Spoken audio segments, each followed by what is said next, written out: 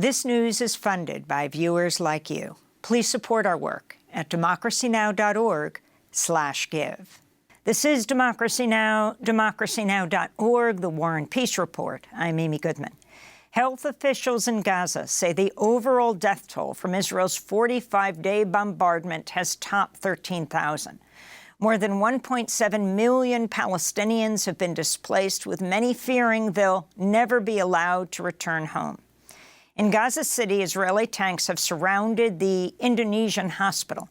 Palestinian officials say at least 12 people have already been killed in Israeli strikes on the hospital. The government of Indonesia has condemned Israel's targeting of the hospital, saying it's a clear violation of international humanitarian laws.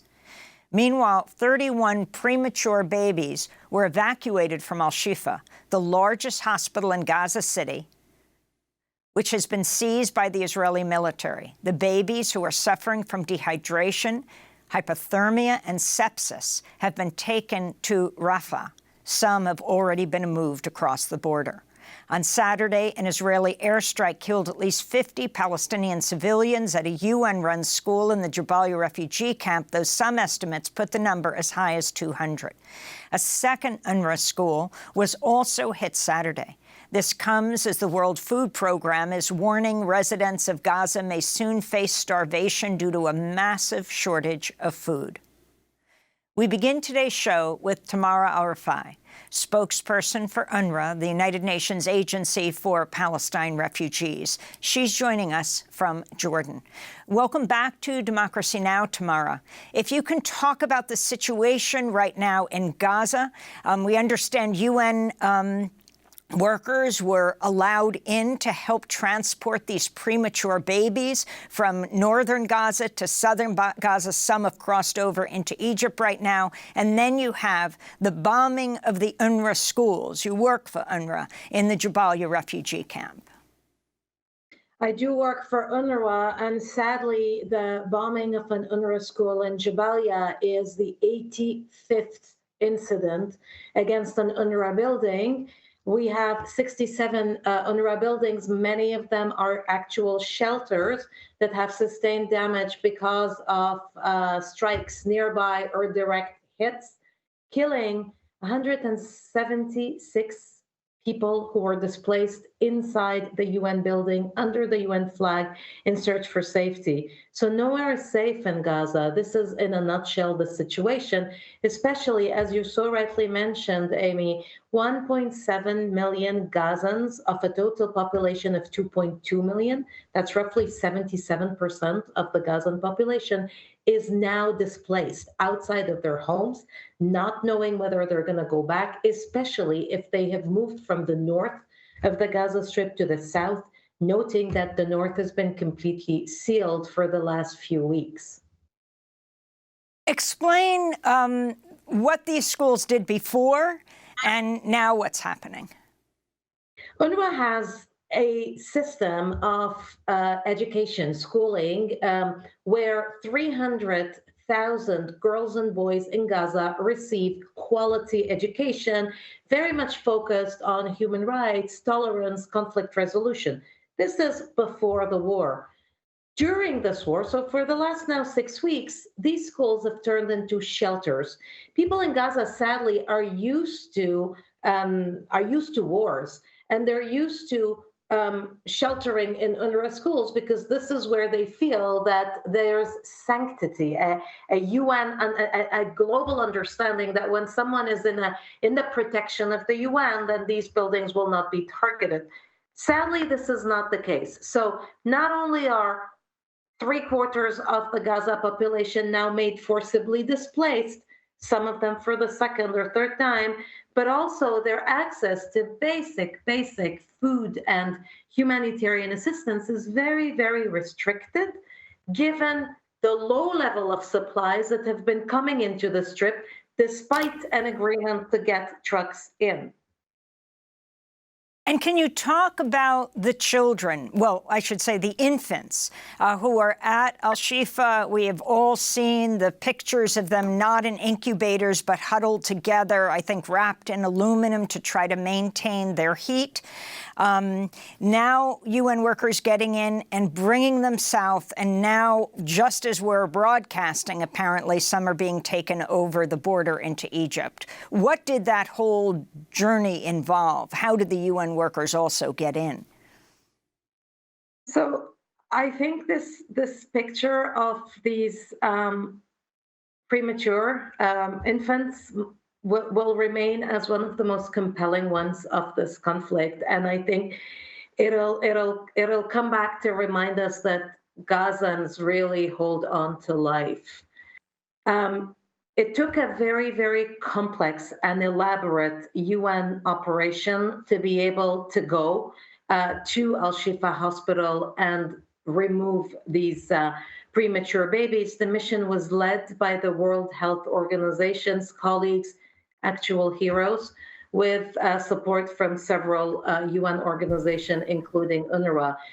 But these kids, I'm afraid, these babies might be joining their peers in Gaza who, before the war, we had already identified that most children in Gaza suffer from post-traumatic stress disorder because of having grown up within a choking blockade on the strip where they cannot leave the strip, and because of having survived so many conflicts at such a young age. I really, really hope that these kids' parents are alive and that they will be taken care of. But that's something to remember about the long-term impact on the psychology of children of all these wars. I wanted to play for you a clip. This is Mark Regev, senior advisor to the Israeli Prime Minister Benjamin Netanyahu. He recently spoke on MSNBC, where he was interviewed by Mehdi Hassan. I have seen lots of children with my own lying eyes being pulled from the rubble. Because they're the pictures Hamas wants you to see. Exactly and also my point, because they're Mehdi. dead, They're Mark. the pictures also Hamas wants. But they're also people that your government has killed. You accept that, right? You've killed children, or do you deny No, that? I do not. I do not. I do not. First of all, you don't know how those people died, those children. Oh, wow.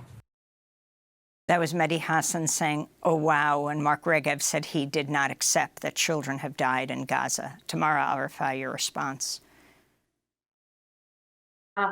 There's enough footage and there's enough documenting from credible sources, including the UN, of children dying. Save the Children already a few weeks ago said that at least 4,000 children died. It is a reality. Every war in Gaza sees scores of children dead, and those who do not die, most of them have long-term impact on their psychological and mental well-being. I'm wondering if you can talk about UNRWA, your agency that serves Palestinians, warning that you'll have to stop life-saving operations in Gaza unless you receive more fuel. A couple of days ago, there was an agreement on letting fuel into the strip after many weeks since the beginning of the war of not allowing fuel in. The Israeli authorities had not allowed fuel in.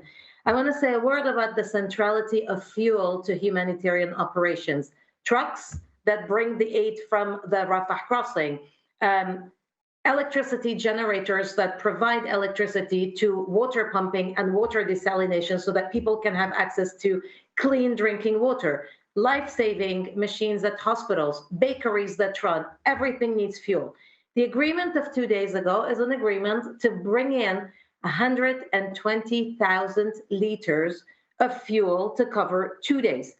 We require that same amount every single day. So effectively, we're getting half of what we need for our humanitarian operations for the bakeries, the hospitals, the trucks, and the clean water, which then will force us to have to take very difficult decisions as to what do we diminish? Do we diminish access to clean drinking water at the risk of skin and gastro diseases, especially in overcrowded shelters? Do we diminish the bread and the bakeries, especially to people. I just heard you say that World Food Program is warning of famine. And what do we diminish? Do we diminish bringing the trucks in from the Rafah border? If we do not get the exact amount we need for a minimal humanitarian response, then we're going to have to function halfway and only provide half of what these people need. If the IDF knows the coordinates of UNRWA locations, among them schools, can you explain how at least 40 UNRWA buildings have been hit? 67 buildings now that we're speaking. I cannot explain militarily how decisions are taken, but I can reiterate that UNRWA provides very regularly, every 2 weeks, the GPS locations of all its installations to both parties. So to the Israeli authorities, but also to the de facto Hamas authorities, so that no one can say we did not know.